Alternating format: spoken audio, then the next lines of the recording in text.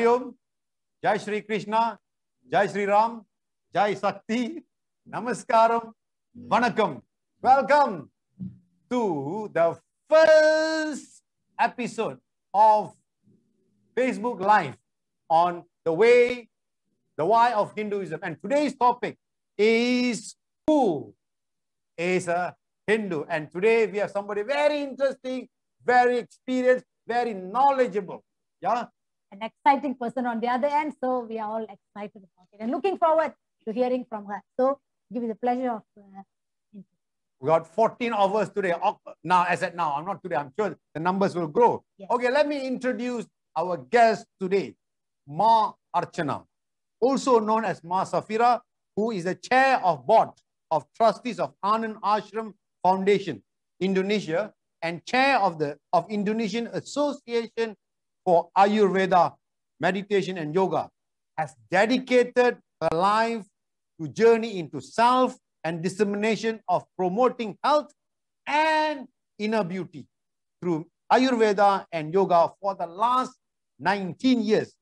She has this special gift of awakening hope, especially at this time, in suffering hearts and minds and communicating directly with one's Atma or soul. Wow. Yeah. Awesome. And what I like to do now is to get Mā Archanā to say something more about herself. Yes. You know, it's better to hear. She can say whatever, but I think, what do you think? We should ask her to say. Yes. Yeah? All right. Over to you. Om Shri Gurubhyo Namaha. Hari Om. Jai Shri Krishna and Jai Shakti. And of course, Namaskar, Vanakkam, Om Swastiastu. Oh, we forgot Om Swastiastu. I'm also very excited to be with both of you because both of you have this powerful energy that can always, I get contracted by it, you know, so that I become also energetic. Attracts the positive energy. Yeah, that is true. Good vibration. So if you ask me, what should I tell about myself? Well, the first thing I would tell is I'm a human being. That's for sure. I'm a human being. And them are human in name only. Yeah, not human in name only. Yeah. So, as what you have mentioned, I am actually in Indonesia. And for the time being, because of COVID, I'm in Bali, but usually I'm in Jakarta. I've been in the ashram for, I think, 20 years. I was never the kind of person who stays in one place. Yeah. But then I met this beautiful soul, of course, Guruji Anand Krishna. And so that's the reason why I'm still here. You know, I'm still here and on this path of Dharma. As you mentioned, I'm also the chair of Board of Trustees of Anand Ashram and also chair of the Indonesian Association for Ayurveda, Meditation and Yoga. What else? What else should I say about myself? I think that's it, no? Enough, no? You have this special gift, you know, of awakening the suffering heart. Yeah, see, this is all from personal experience because before I met Guruji, I was a sick person, let's just say sick in the soul. Yeah? I was actually what you call by a survivor of, I wouldn't call survivor, thriving as a post-traumatic stress disorder. So psychiatrists would say that I would never be healed or cured, yeah, for the rest of my life. But this is what I will be sharing later through yoga, through Ayurveda, and through the knowledge of the Vedas. And of course, finally finding the true identity of the discovery of the self. It is what has actually healed me. And it has surprised many, the psychiatrists, the psychologists. They say, it's impossible. How is it possible? I said, of course it's possible because we're only focusing on the mind while everything else is, you know, there's more beyond the mind. Yeah. So that is that. Okay. Beautifully say. I always joke. This is a joke, so don't take it seriously. If there's any psychologists, you know, or psychiatrists around. Sometimes I say, no, we go to with certain challenges or certain problems. Yeah. When we go and ask them to handle our problem, actually our problem don't get solved. Only their problem gets solved. You know? That's true. Because there are certain things, there's a limitation of the mind. You know, I'm a motivational trainer. I talk about the mind previously, but mind has a limitation. True. And you need to now discover beyond the mind. So there's certain things, mind alone, mind can only do so much. You need to go beyond, and you found your, what was the name just now? My favorite person of Bali. The most, Guruji Anand. Guruji Anand. What do you call him just now for yourself? Your soul. Beautiful Atma. The beautiful Atma. Beautiful Atma. We miss Ubud. We miss the word Ubud. It just keeps coming to us. We are looking forward to the ashram. We are looking forward to seeing you all, and namaste. Many friends from our Ubud is sending their namaste, their love and care. Wow, thank you so much. Thank you so exciting. We have already got 31 people watching us now. Live, wonderful. And we are just a new platform as well. All right. Now, next question I'd like to ask you, Ma, is how long you have, we have been your 19 years, you've been a practitioner, and we know that, I think, because there are more than 1 billion Hindus in the world. Yeah. What do you want, how would I share with them, how does a true Hindu live? Yeah. How, from your experience, what do you like to share?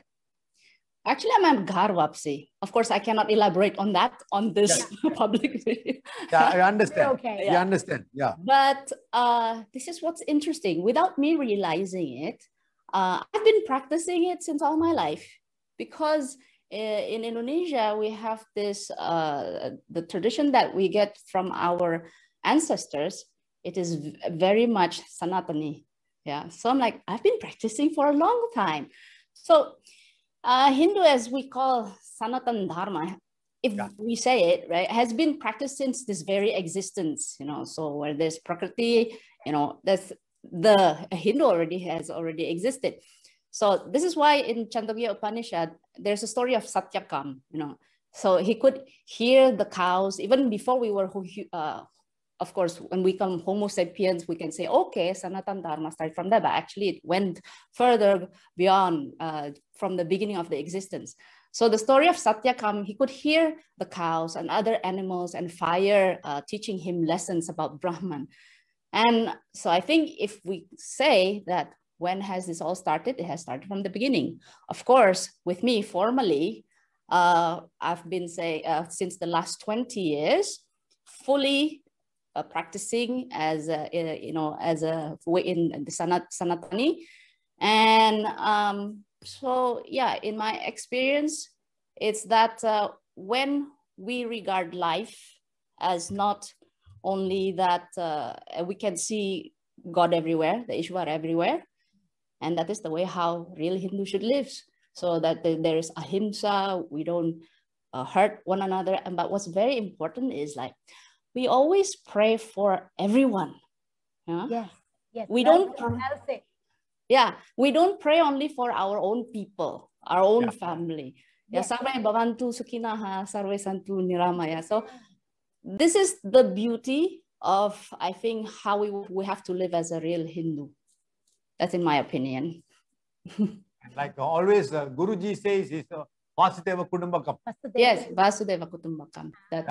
That's the beauty about us Hindus, because we believe, everybody is the same, and we don't divide. We take everybody as like our own. There is no division. We take them like our own family. That's the beauty about us Hindus. What you rightfully say, we pray for others, and we look everybody as equal. It's the same. What's in me is what is in you.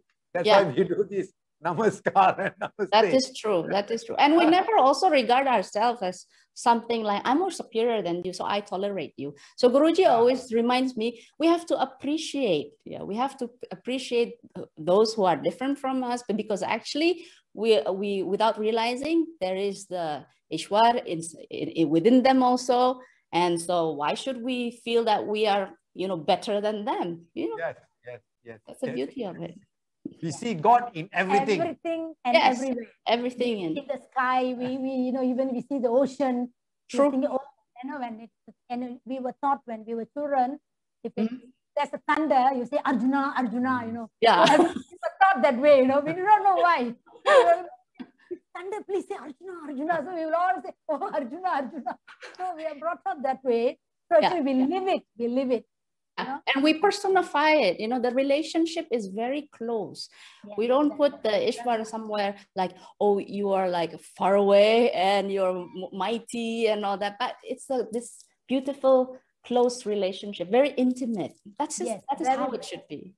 Very much. You put it so beautifully. You put it so beautifully. Sang Ayuse, Vasudeva Kudumbakam. So beautiful. Yes. So beautiful. Yeah. And coming from Indonesia, extra beautiful. Exactly. Exactly. We are impressed. Mā Archanā, I just was thinking, I mean, it's so good to hear, you know, the story of Upanishads and all that from a person like you in Bali or in Indonesia, I should say.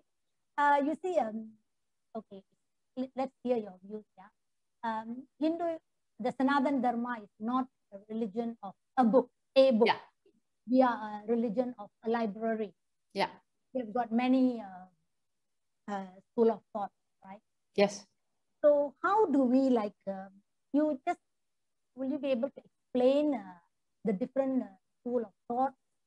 Yeah, it's actually schools of philosophy, we can say that. And then this Hindu philosophy is actually generally classified into 6, what we call Shat Darshan. So darshan is more of philosophy. There's the Astika, those are the 6, Shat Darshan, and of course there is also the 3 Nastika, right? The basic difference between the 2 branches of Hindu philosophy of schools is actually said to be based on recognition of the Vedas, right?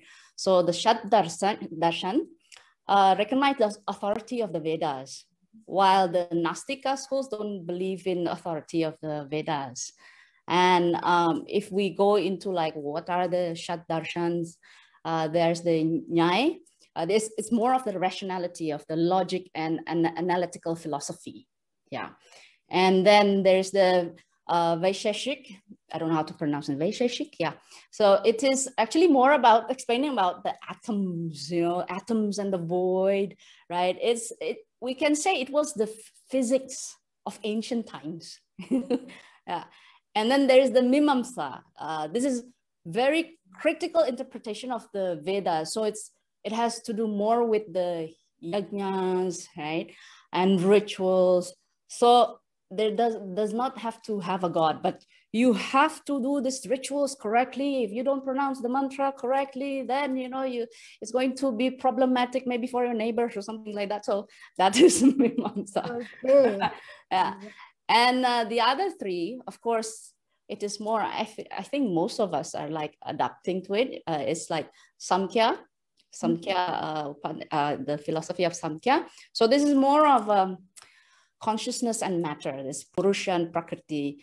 And then there is the Purusha as the observer, Prakriti is the material, right? And of course, so it's spirit and matter, let's just say that in a more simplistic term. And of course, there's also yoga of Patanjali.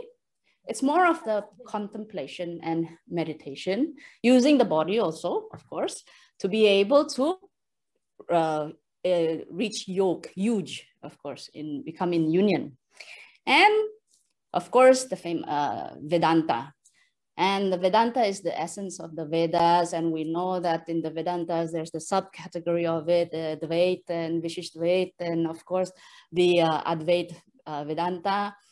But what is interesting in all these different philosophies is there's never a watertight compartment. Yeah, and that's the beauty of it. If we see the works of Adi Shankaracharya, sometimes he glorifies Shiva, but then he glorifies Krishna also, right? And he glorifies Aman. Huh? Yes.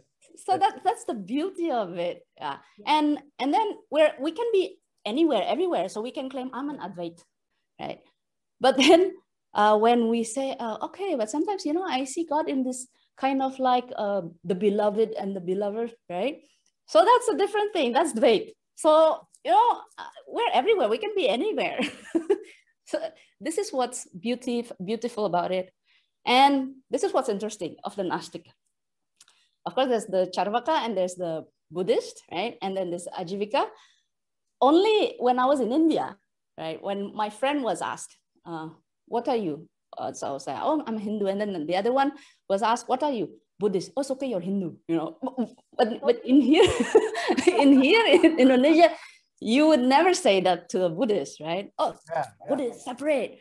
But in India, when I met this group of people, they were saying, oh, it's okay, you're a Hindu. I'm a Buddhist. Oh, you're a Hindu. which leads to us, which leads to the next question when I ask you.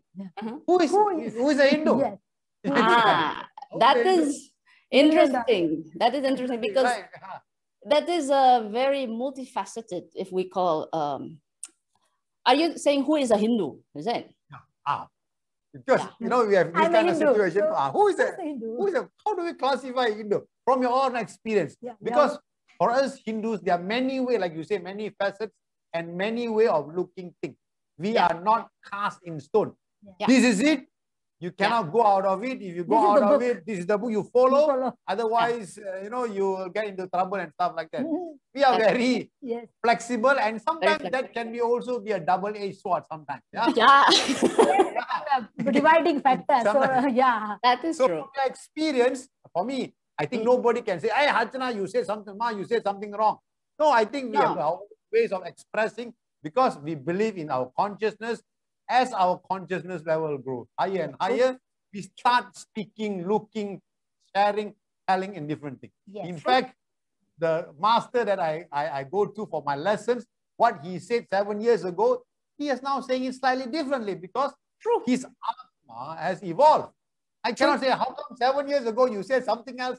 I mean, there's a slight tweak to it, but I can understand. I appreciate Hindu. His Atma has evolved. And he has now started looking at things in a different perspective. And you also from kindergarten have now come to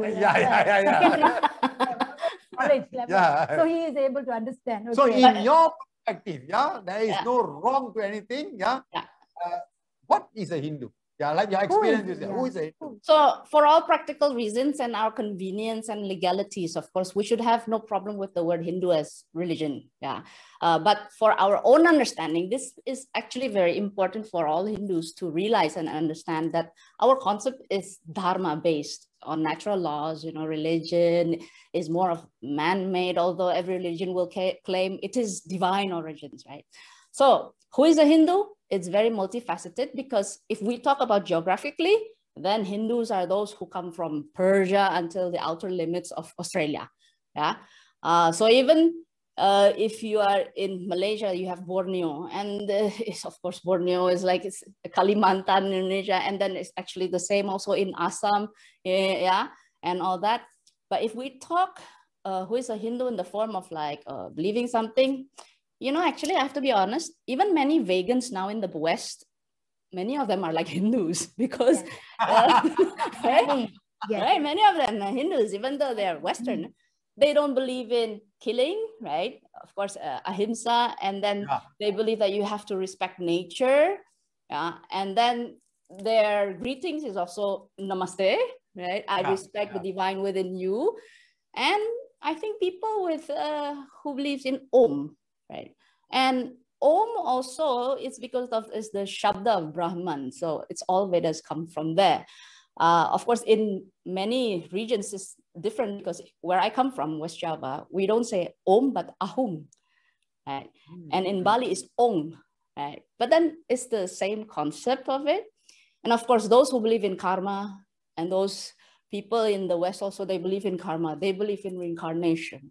And then they say, sorry, they talk about the law of cause and effect. You know, which is karma, you know? It is karma. But put in differently, the law of cause and effect. True. You always say what you sow is what you reap. But that's exactly karma. It is exactly. It is because it is the law of cause and effect. And of course, about Jivatma and Paramatma, so basically one. And what we were talking about, moksha.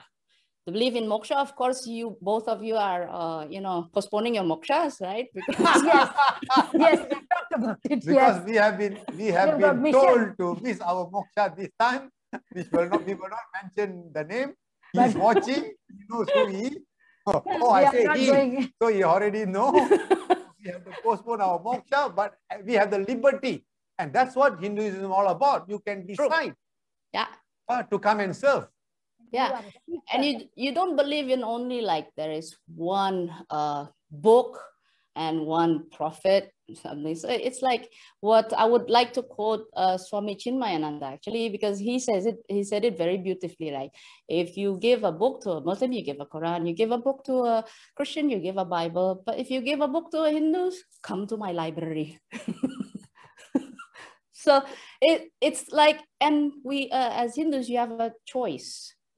All those many books, it's like, you know, you are in a banquet party, right?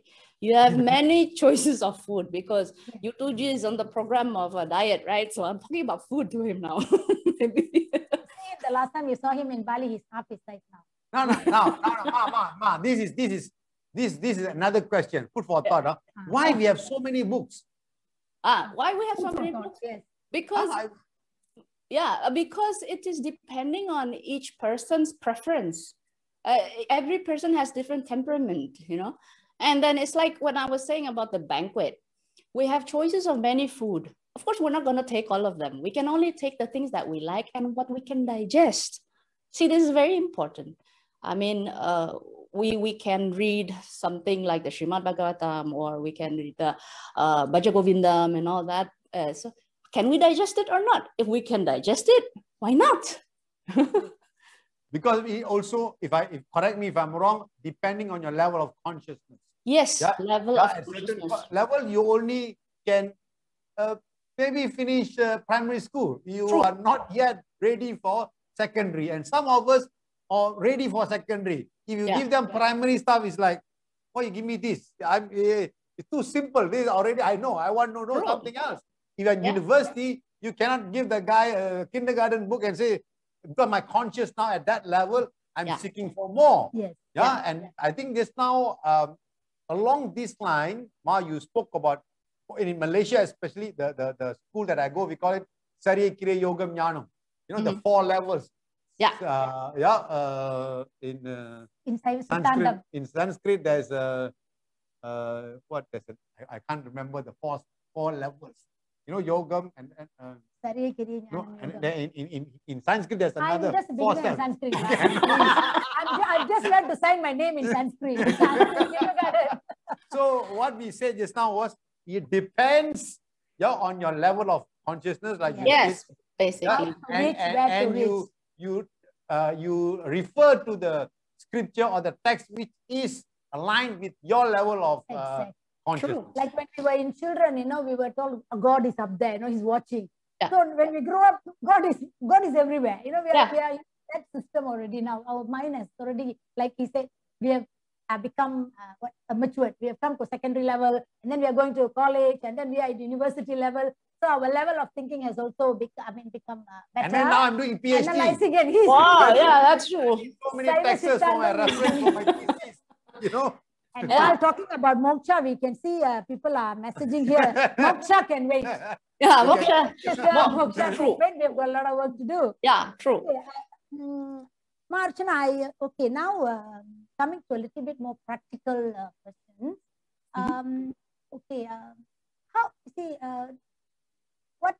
Do you look at the Hinduism as being diminishing in number? Are we in threat? Are the youth inspired? Are the youth happy to be part of the Sanatana Dharma? Are we doing the right thing to bring the youth back here? You know, when I say youth, it's also the women, the teens, because women are the changing, the agents of change globally. Globally. So, as women, what do you think we can do, or what have you been doing to have the youth into Sanatana Dharma? So, if we talk about the role of women too, it's very important, because children, they spend maybe more time with their mothers, right? And then it is very important also the mother should be knowledgeable about the Sanatana teachings, because if not, you know, I love this story. Guruji always tells me this story about a story of an ashram. And, you know, they have an elderly guru. So they always do pujas in the morning. One day there was a cat right? And then the cat was so cute. So the ashramite, the guru and the disciples thought, oh, okay, we'll just adopt the cat. This is very cute. But then, you know, every time they do pujas in the morning, the cat is always jumping on the altar. And so what are we going to do? Every time they tell the cat to, you know, sit down, of course, it doesn't want to. So what they started to do, they start to tie the cat near the altar, right? So it went on and on until the cat died. And then when the cat died, they got another cat. When another cat, it started the same thing, always jumping on the altar. And so the elderly guru said, tie it up again. And it so happens until the elderly guru died, right? So they had another successor. And when there's this other successor, they had another cat also. So the ashram people said, we have to have a cat because cats are so cute.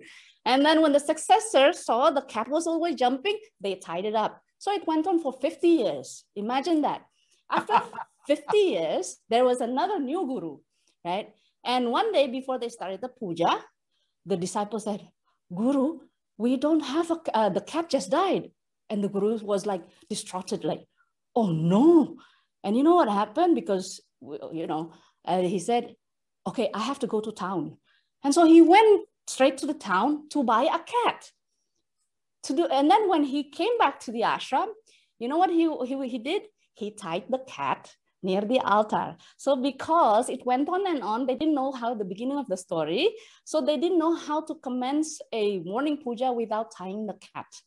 So you see, that is why it's very important to teach and give understandings of rituals that we do. And many youth, when I meet, because we have a school here in Bali, right? One Earth School. And then when we ask them about what is it to become a Hindu? And I don't know, we have a saying here in Balinese, nak mula keto. Nak mula keto is like, oh, we just did it, you know, our ancestors did it, so we just did it. And they don't have any excitement about it anymore because they don't understand. So giving understanding in the modern context, applying to their everyday life would be more exciting for them. It's very easy to digest. Right? Again, it will be easy to digest for them. And then we can give the understandings of the Vedic teachings. Even the Bhagavad Gita also should be written, catered to the youth. Then only they're interested. And even though like the presenters are youngsters also, maybe wearing some clothes that are a bit, you know, with a hat like that, and you know, they have this dance, whatever, I don't know what they call it. So when I started, people start like yeah, this. Yeah, like that, just like that. When they started seeing that, then they started to listen. But we give philosophy. Music inspires them. Music inspires them, and then also, like, you know, they have now lots of this dance music, right? But then I know how you do it because you sing well, you dance well, and I mean, about the youth. You sing well, right? Yeah. Yeah, and that's how that's how we invited the youth. Sorry, Ma. There's a comment from the Hindu study group. Namaste all. Another attribute of a Hindu is that he or she is someone who is seeking, seeking knowledge and truth. He keeps on seeking until he finds the truth for himself. True. As a Hindu, it is not what you say. That is the beauty about our Sanatana Dharma. It is your single path. Yeah. You become the seeker. You seek. You discover the truth. You experience it yourself. Yeah, it is. Of course, the text, the guru and all becomes our guide and stuff like that. But end of the day, it is you enjoy the journey. True. It's all about self-discovery. Self-discovery. So one more thing I would like to ask, Ma, in Bali, in Indonesia, what are some of those things that you're doing for the youth? Is there anything what are you particularly for youth? Particularly through music. That is what we do, yes. And also, of course, I love the way you guys performed when you came to Malaysia. And also good. Full of energy. Yeah, full of energy. Looking forward to. Thank you. I remember Gopalan, 74 years old, getting on stage and dancing. Yes, that's true. A 74-year-old man can go on stage and dance with you folks. That means we you can get the youth also, isn't it? That is So true. what else? Through dance and music. So what else can inspire them? We also give them like values. It is very important, human values that is based on, of course, the Sanatana values. They can make plays and all that. But what's interesting, you know, they don't understand also most about what are the deities. Right? Yeah. It's very important when we started to teach them kirtan. They were not interested at the very beginning. They said, oh, what is this? You know. So when we started to tell them about the meanings of each deity and then the qualities of each deity, and there's this one little boy, you know, when in school, they always have, you know, this hero of the day. What is your favorite hero? Every people, you know, the other children comes dressing up as Captain America and the Hulk. You know what he was dressed in? Hanuman. Wow. My favorite. Jai Hanuman. Jai Hanuman. So that's what we do to our youth through the teachings of course, with meditation and yoga. We start with that also. And slowly we give them also the understandings of Bhagavad Gita, but according to their consciousness. Yes, they are conscious. Yeah, how to apply it in everyday life, like problems in school, problems with friends. That's what we do. How do they want to receive that medicine, either in a capsule or in a liquid form, you know, whether they want to have the Bhagavad Gita in a form of a text or in a form of a drama or in a form of a song, you know, that whatever that inspires them, in the form that they would, they will receive. They're able to receive to that level. Yeah. And we ask them also, what are you concerned about? What is your cause? So they're very concerned about the climate change. So not, you know, they're not going to talk about climate change like what the others are saying. So we imbibe with the Vedic teachings, like, and then also the yoga philosophy of ahimsa and all that. I want to ask you this question for you. So many questions. I've got so many questions because Shakti will be very nice to Shakti. This one, no.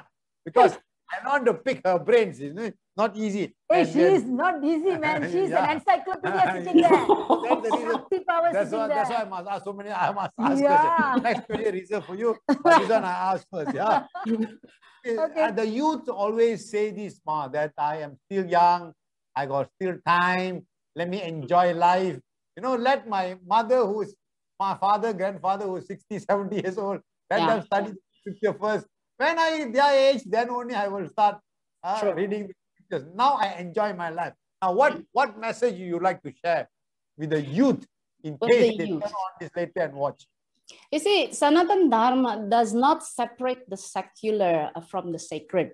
This is the thing that they need to understand. This world and that world, you know, because many of the understandings, like you work for the world and you go, you can reach your, enrich your Atma and all that. That doesn't work like that. It has to be together. Even in Bhagavad Gita says, Vijnana and Gyan, you know, Vijnana, the science of Prakriti, material existence, is equally important as Gyan, or science of the Atma, a science of the self. So without mastering both, no Ananda will be there. And this is what we've been telling our youth also. Guruji wrote a beautiful book, but it's in Bahasa Indonesia. It's called Total Success. I mean, if you listen, I mean, you see the cover, oh, this is like a motivation thing. But actually, the total success does not mean only for the material aspect of it. How can you succeed in both ways, materially, spiritually? So we have to give an understanding that it goes hand in hand. We have to know our adhyatma and know the nature of material existence as adi bhautik, the material.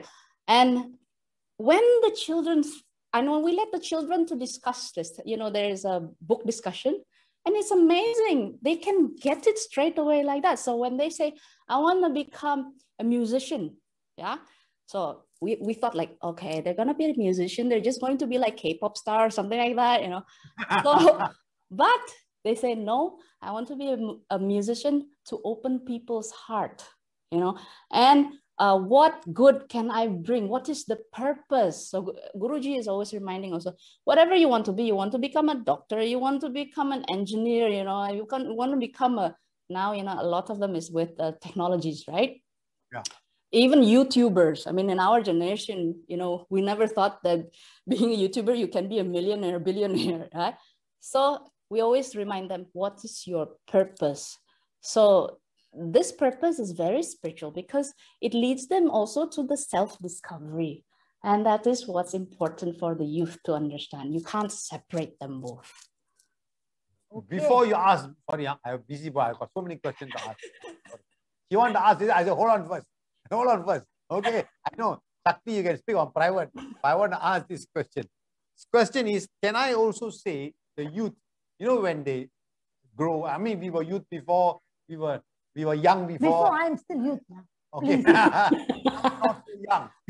So this spiritual knowledge or the text, the scriptures that we learn, study, acquire, prepares us to manage ourselves in the material, in this physical world, when they're faced with challenges because of this knowledge that you have.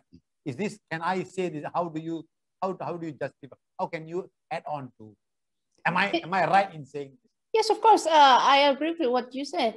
It enriches our Atman, right?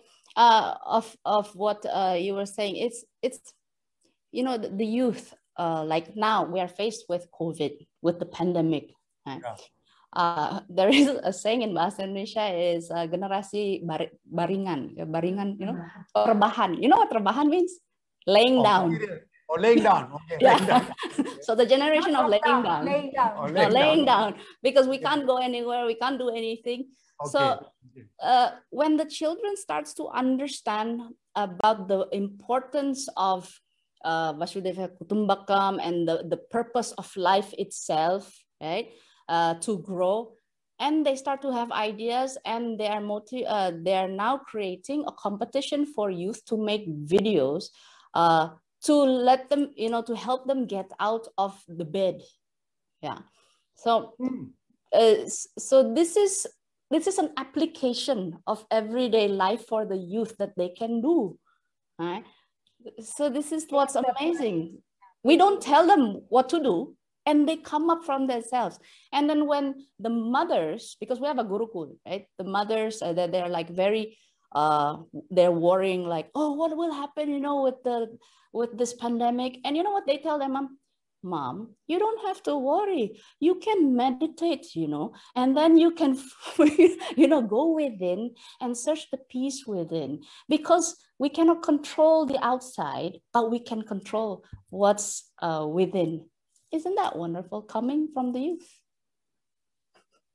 Awesome. Well explained. Excellent. And now I give her the chance to ask. So now I will seal my mouth and pass the thing to Shakti. He's got lots of questions for you, you know, Mā Archanā. He's got lots and lots of questions for you, but we are running out of time. Actually, it's so good to hear you. Actually, we don't want to interrupt you. We just want to hear you. You've got so much knowledge. We are so because from the good vibration that I'm getting from both of you, see? Blessed. Thank you. Okay. Now I'm going to talk something about what you mentioned earlier, of course. We understand that you are also an Ayurveda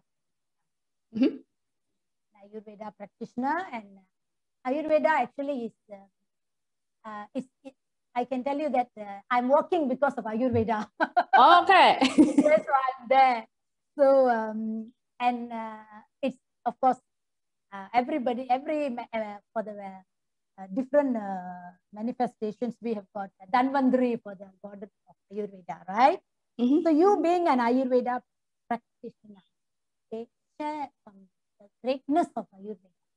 Because, I mean, you have gone through, you've got the experience. What I love most about Ayurveda, one, is that you never take things personally. That's one of them.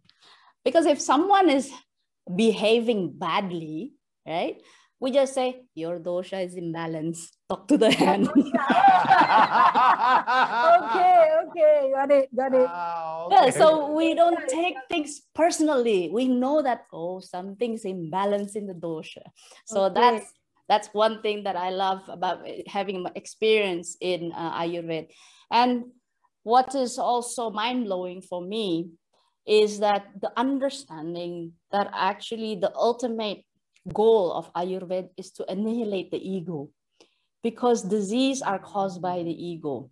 You know, it's like when we have GERD, yeah, or we have what do you call gastritis, and we love all this spicy food. You know, in India, the doctors will say, hey, no hurry, no curry, no worry, right? Like that, right? But I like that. I like that. We like that rhyme. Yeah, so it's rhyming. Okay. But then our ego, because we are so dictated by our senses, when we still cannot control the senses, we know that we have GERD, but we love to eat that spicy sambar and all that, yeah? When we know it's actually not healthy for us, we go ahead with it because we cannot eliminate the ego, then we get sick. So disease happens because we are still dictated by our senses. And this senses is the ones that is bringing the message to the mind and creates the ego. So that is a very spiritual way of healing, actually. Sorry, Ma, I need to stop you. Sorry, I have to cut you here now. I will penalize him now. Now, I want to pick up that thing. Disease caused by ego. But then the ego in the Hindu context is not the Western ego. Yeah. Is it right? Because we have no direct translation of ego in Hindu. Yeah. We cannot direct translate it in English but that's the closest that we come talking about ego. But this ego in Hinduism is big, more than the English ego, if I can like say. The word Kali, yeah? There is no translation. This is the problem. So when I wrote my book, my spiritual journey with, and then of course when I met Guruji, it was a discussion in the universities, one of the famous universities in Indonesia, right? And I was talking about eliminating the ego, and that is how I was saved. And of course, we were discussing it in the Department of Psychology. And then they harassed me like anything, saying, ego is needed to be able to grow ourselves, because we identify ourselves with the with the ego itself. But then in our tradition, in the Vedic teachings, it's like, if you want to live happily, you have to eliminate the ego. But I am so happy that now, even in the Western society, they start to understand this. You want to be happy, eliminate the ego. You want to be healthy, eliminate the ego. See, but then in the old schools of psychology, don't. Ego is the one that, makes you have confidence, you need that. You cannot eliminate. It takes you to somewhere, another level. Yeah. The ego, yeah. Okay. Very good. Anything else you want to add on in your experience? Have you? Of course, that what I love about in Ayurveda is like, you don't generalize things. You see things as an individual. You don't give one medicine to just everybody for fixing that problem, because for everyone. Yeah. So it's according to the doshas, and then that is, I think it's wonderful. You cannot generalize everything. Ma, does gunas also affect your the ego? Oh, very much. That's why in Bhagavad Gita, it's Krishna says you have to go beyond the three gunas, right? Okay. So even the gunas affects the doshas. So we have the what is sattvic vata, rajasic vata, and also tamasic vata. So of course, our ideal is to reach the sattvic, right? If we're still dynamic, we can go a bit to rajas, But then the three gunas is very much affecting it. But what's good news is the three gunas can always be put under control. Yeah, you balance the doshas, and then the gunas becomes balanced. But frankly speaking, if we're talking about spirituality, you have to go beyond all those things. It's all in one. But that's the beginning. That's the beginning. That's the beginning. Yeah. Because we want to share with the youth, in case they are watching, that this is some of those things they're missing. Because these days, the younger folks, every time they have a problem, their only solution is popping pills. That's you and I know popping pills doesn't solve anything. True. In fact, in certain situations, it does more harm than good. True. And it's very surprising also. We have another saying for our school. We call it the workshop. Some people call it the workshop. You know why? Because students who are not accepted in other schools because they're problematic, either they have problems with attention deficit disorder and all those things. For in Ayurveda, it's like there's no such word. It's just vata imbalance, you know. So when they came to our school, and we're the only ones who are accepting them, and the parents were surprised. Even one of the parents says the teachers from a very famous school, and then they put their children to our school. And when they're in our school, they're so fixed, and then they go beyond our expectations, even the parents' expectations. See, because we apply those methods, we try to understand the children individually in those sense, and we don't give pills or pop pills. Yeah, we just tell them there is a hyperactive child. We tell the mother, don't give too much pasta and these candies and all that. Just see your child will be calm, and that's what happens. So this is the good knowledge about Ayurveda, is that we understand people's the children's temperaments, of course, the people's temperaments also. Yeah. So that's my experience. Before you ask the question, those who are watching, I would like you to like our page, because we are building a community, yeah, around the world.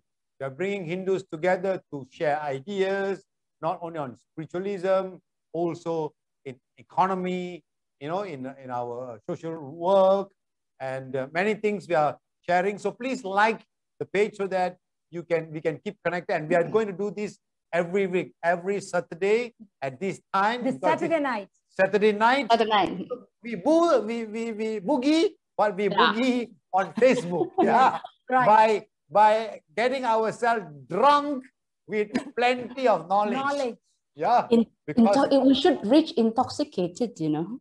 Yes, yeah. Correct word. Intoxicated. We get intoxicated with yes. knowledge. Knowledge, Yeah. By people, Mā can help us. Yeah. So We please have like it, like the page, so that we can always be in touch. Sorry. So you want me to ask questions now? Yeah. Your turn. Quiet. We have a message here for one of those messages while Mā Archanā was speaking. Go transpersonal. Yeah. Mā Archanā, you've got the greetings all from North Jakarta, all over. Everybody is watching you, Mā Archanā. A lot of views and likes for you. It's actually transpersonal is based on Vedic teachings, of our Sanatana teachings. You seem to be inspiring everybody. So globally, everybody is watching you and liking you for the knowledge, and we are happy to have you actually. Right. Now that we are sometime in the week of the International Women's Day. 8th of March. While talking about the International Women's Day, when the French, when they were asking for voting rights in the 2nd century, we already had Maitreya and all that in our Vedas. Yeah. You know, we had great poets. We had Jansarani. We were already queens. And they were asking for voting rights. So we are far ahead. And in Sanatana Dharma, the Hindu women were far ahead. They were successful. We had rishis. We had, you know, the Vedic scholars who were having Vedic schools. Yeah. A lot of ladies out there. So on the International Women's Day, as a powerful, knowledgeable woman, Sanadani, a Shakti, what's your message for the women? We have to remember that this message Shiva without Dharma rising. Yeah, keep Dharma rising. Should keep the Dharma rising. Shiva without Shakti is Shava. Good. Okay, go ahead. Oh yes, shoot. Okay, I will do this. Should be. It's, you know, if we even see in the DNA, it's different, right? What do you call that? You know, the number. You know, the men and women are different, 22 or something like that. So men, the X chromosome, Y chromosome and all that. So men is always missing one, right? Why? That is why when, you know, this is just a saying, when women is being left, you know, being widowed or something like that, they don't immediately have to find a man. Yeah, but men cannot have difficulty, you know, they always have to search something to balance them. And there is also a saying, this is just a joke, it's the saying that when men have lots of money, they need women, but when women have lots of money, they don't need men. I like it. Sorry, ladies and gentlemen, that's not part of our... This is just a joke. The Shakti. No, very good, very well said, very well said. beautifully said. Yeah, I'm a big advocate for women. Yeah, yeah. I always say in the Tamil joke, I got Kanni Rasi. Kanni Rasi means the women. What the luck. luck. Yeah, luck. Because my grandmother was a great woman. My mother was another great lady. My wife is incredible. So many women, successful women and all that. Like Hindu women, you know, how do they brand themselves as powerful? You know, what kind of things can be? We have to remember, a great civilization is when the women are brave and educated. But once the women are, they always put themselves in the second class and all that, that's when the end of civilization, because they become like the pillars, the strength. And as when we're saying, women can be doing multitasking. They can be a mother, they can be a working while feeding the baby, they answer the phone, and in the same time they can cook and all that.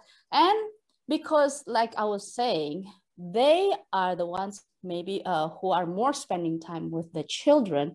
They're the ones who decide if the children or the family will have a good healthy diet, or the children will have a good education or not.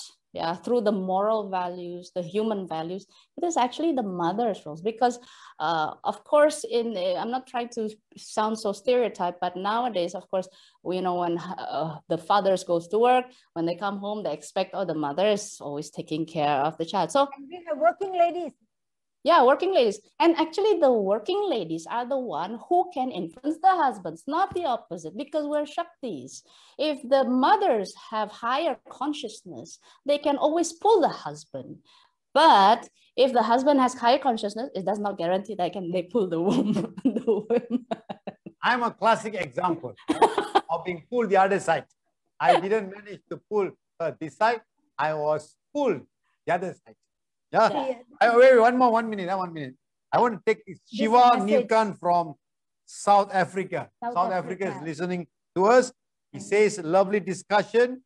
Yeah, very interesting. Do you have YouTube live as well? Because of your request, we will work on YouTube the next time around. Yeah, that's something that we will go on. We will. So it's wonderful to hear our friends, our Sanatana global Sanatana Dharma audience are listening to us. Yeah, excellent. Wonderful. Yes, very good. So for Hindu women as such, you know, those days they used to say, you know, the family that eats together, you know, stays together.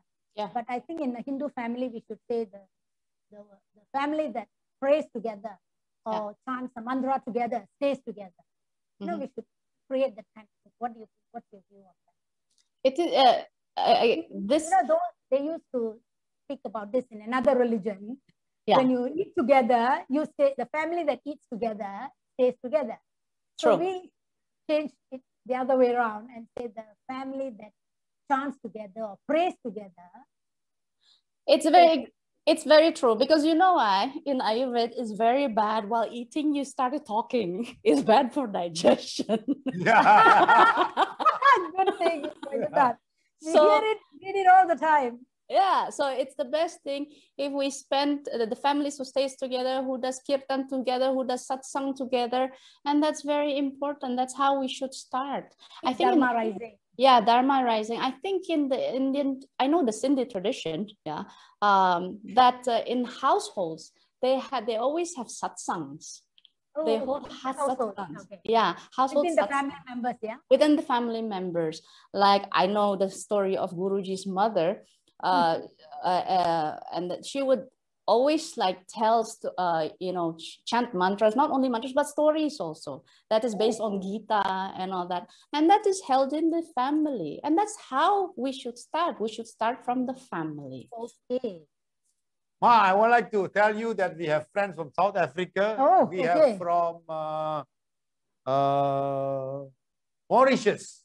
Wow. Yeah, all over. Yes. Yes.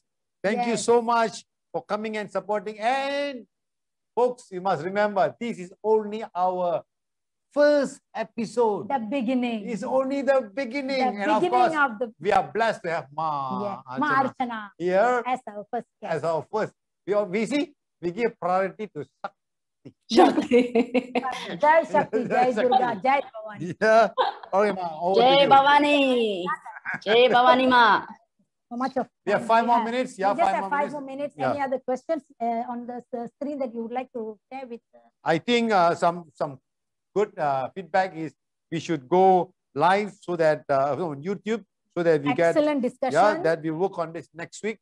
See what we can do on YouTube. If I'm not mistaken, they need about 1,000 likes before we can go into YouTube. I think we Hindus can come together and make that happen overnight. That's not a challenge. Okay. So if there's no other questions, then if there's anything you would like to share. Anything you would like to share to her? Now it's for you. From you to all the viewers. All the viewers. All the viewers who are watching your show. Yeah, we are close to 50. We had 52, if I'm not mistaken, at our peak. 51. My assistant says we're 51 at the peak. 52. 52, huh? Okay. Yes. Whatever the number is, I think for the first episode, this is incredible. Yes. Yeah, and getting a global audience for this. Yes. I'm sure we will be getting you more in the future. But now, as we are coming to the end, what is the last message before we say bye-bye to you? Today's last message. Today's message. Especially since you say, both of you talking about Women's International Day, you decide whether you want to say Or you want to global. Or you want to include as a bonus. Please laugh. Poor thing. Have we done 53? We are now 53. Awesome. 53, yeah. Awesome. Incredible. Okay. So, over to you to conclude. Good. Women should always remember their role, their Shaktis, and they're not weak because since, of course, the urban time started and we always regard like women is always regarded as someone who is weak. No, we're not, we're Shaktis. And of course, to fellow Hindus, fellow Sanatanis out there, what we have to remember is always living the Vedic or the Dharmic culture. And, you know, if we don't do that, we will never experience full happiness in life because material progress along like being pursued by the, you know, this is the present Indian youth also as will finally result in stress and lunacy. And that's what U2G was mentioning, you know, popping up pills. This is because of that, always material side, and forgetting about the science of the soul, the Atma, self-discovery. The West has experienced this and now turning to the East. So why are we turning to the West? It's silly. It's silly for the East to follow in the footsteps of the West and land up in lunatic asylums. So if we want to live happily, happiness in life, then these two things, with the Vigyan and the Gyan has to come hand in hand together. That is my message for all. Beautiful. Thank you so much. We end up the show now. So we'll wrap up. And thank you so much, Mā Archanā. It was really an honor. I mean, it's our pleasure to have you on screen. So much. You're so knowledgeable. You are like an encyclopedia. And we like to have you again. It looks like there are a lot of likes here and they want you back on screen. So we'll call you again.